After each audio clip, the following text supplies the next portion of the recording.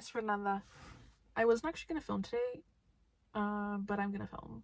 And I was going to talk about authenticity, but I'm actually going to talk about sadness and sadness as a form of authenticity.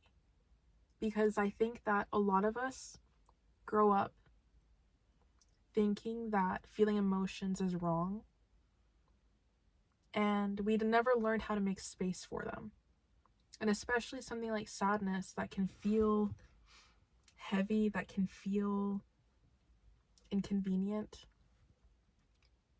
There are a couple ways that I've learned to make space for that without judgment, without expectations, and just allow it to be. And sadness is such a tender emotion, and it's probably one of my favorite ones to feel. I know that sounds weird, but it's because it shows you, it like nudges at you, right? And it can come with anger a lot of the time, like they're connected, like two peas in a pod. And sometimes you'll feel sadness because you don't want to feel anger, and sometimes you'll feel anger because you don't want to feel sadness.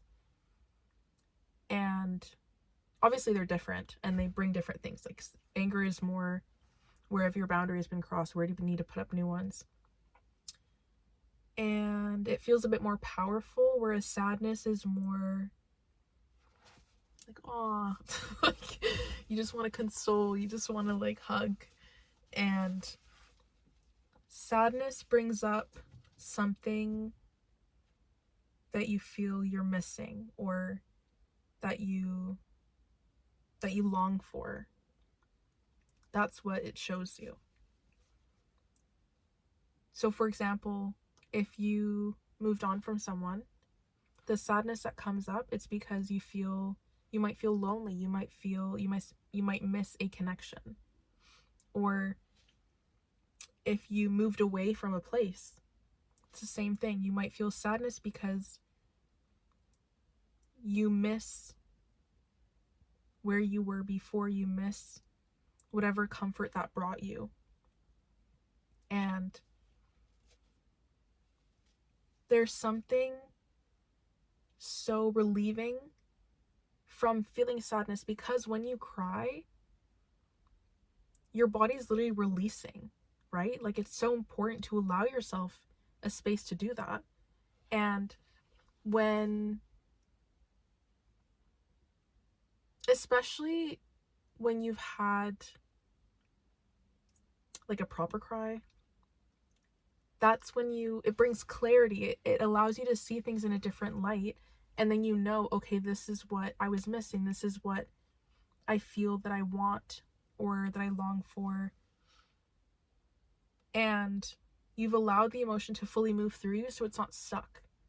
Because when you feel sadness, or when I feel sadness, it'll come up in my body as a sensation of my throat is, what's the word? Like, it feels like there's something stuck here. And I'll feel heavy, I'll feel tired, I'll feel, like, you can also feel it in your chest. Like there's something sitting there that wants to move, but it can't. And sometimes you'll know that there's sadness that wants to move through you, and you can sit there and you're like, yeah, I want to cry, like I'm ready for the tears. But then as soon as you feel it, it goes away. And so the part of authenticity I was mentioning before is that sadness, because we grew up learning to resist it, either because you didn't want to feel weak, you didn't want to look fragile or too emotional or whatever, you didn't want to feel labeled as or be labeled as. It's a messenger, and it's part of you. It's part of who you are.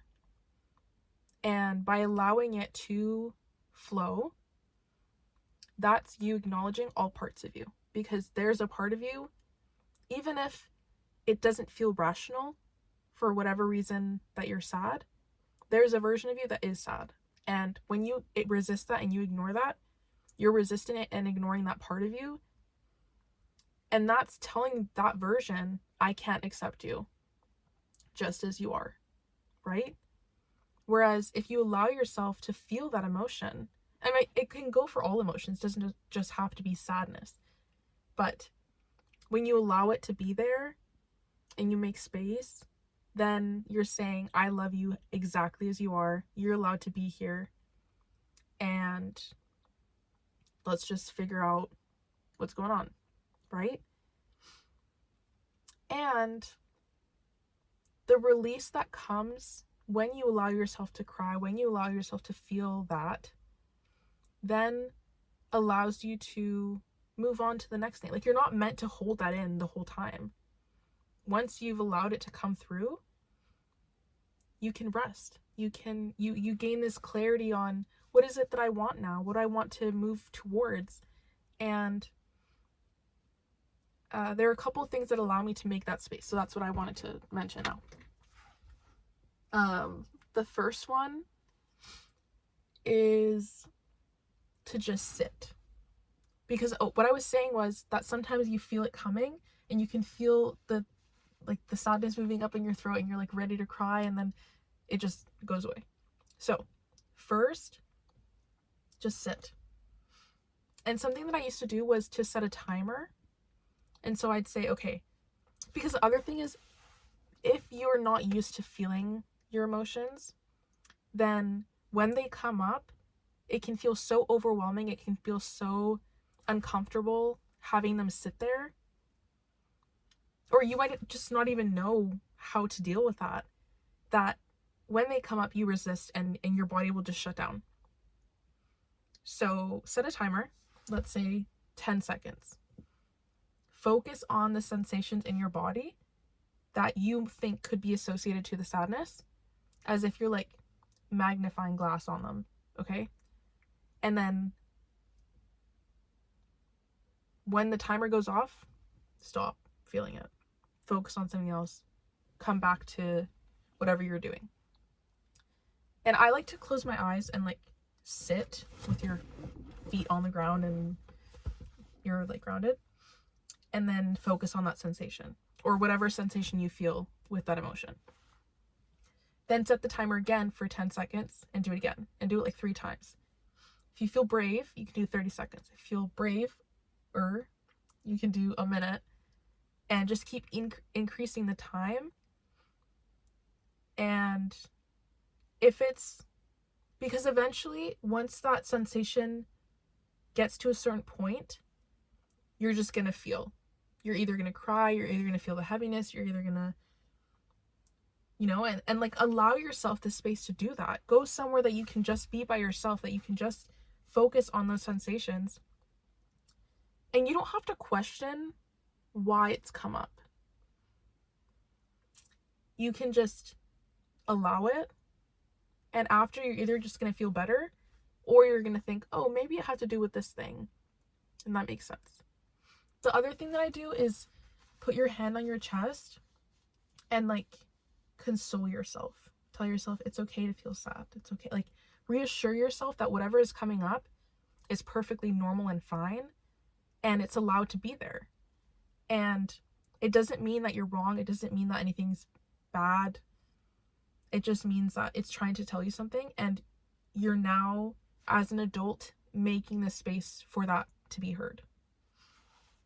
If you do know why it's come up, then you can literally say, hey, you know what? I understand why this is going on, and we need to just cry. And it's not going to last forever, and you can do your thing after. Another thing, if you can't get yourself to cry, sometimes I'll like play really sad music to get me in the feels, and then it'll help me cry. And I'm not saying that so that you what's the word? Like perpetuate the feeling. But if it's hard for you to get there in the first place, listen to sad music, something that will get you in that, and then once you start crying, like, just allow yourself to cry. And then have like a closing out ritual. That could be taking a shower, it could be taking some deep breaths, it could be moving locations. Anything that makes you feel like, okay, I'm closing this out. Now I can move on to the next thing. And I can let go of whatever I just released and leave it there. And then be gentle with yourself. Like, even sometimes if you're, I don't know, if you're in your bed and you can just like hug yourself, like, make yourself feel safe in that emotion physically, as if you were a kid, because then the emotion will want to come out. It'll feel okay to do that. And make like a hot tea, or wrap yourself in a big fuzzy blanket, or any of those things that just make you feel like hugged or consoled or safe. Also, when you're really tired, it's harder to put up that front. It's harder to put up that mask of this isn't affecting me, or I shouldn't be sad about it, or whatever. So if you are able to, like, go for a run, go for a really long walk, do a really hard workout, because after that, even if it was anger trying to protect the sadness, you can only feel that to a certain point. And when you're so tired, it's really hard to keep that mask up, and the tears will probably just come. Even if you're in the middle of running, that can happen too. And yeah, I feel like that's all that I have to say about that.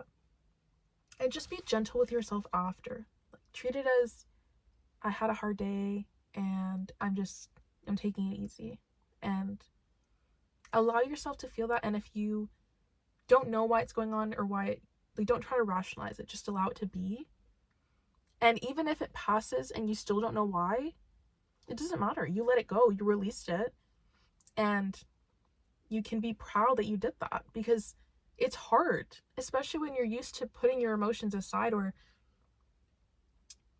deciding that it doesn't make sense for you to feel those things. It doesn't matter. If you felt them and you released it, that's a huge thing, and you should be proud of yourself. And it's so normal to feel sadness and to cry, and it doesn't matter whatever your gender or sex is. You're allowed to feel, and you should allow yourself to feel. And it feels really good after you have a good cry, and you just released all that energy, and you can just move on to the next thing. And what a beautiful thing that you can feel that emotion. And you can romanticize if you want, but you don't need to do that. Just making the space for it is enough. So, if anything resonated, I'd love to hear your perspective. I'm sending you lots of love, and I'll see you in the next video.